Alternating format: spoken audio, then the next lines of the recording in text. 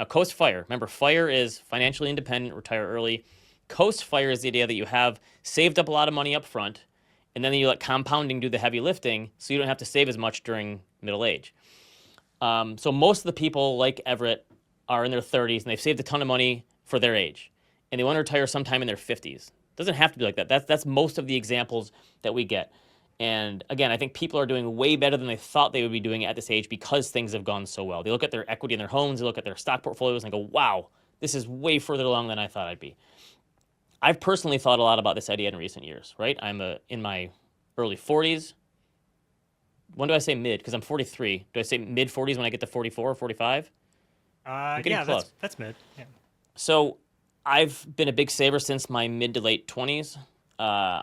I've had some fortuitous timing with the bull market in the 2010s when I first started really ramping up my savings. I have my handy net worth spreadsheet that I still use, and I update it once every 6 to 12 months.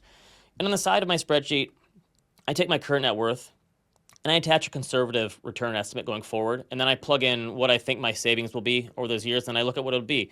And the older I get and the closer I get to retirement age, the less and less those contributions matter now, and the more the compounding matters, right?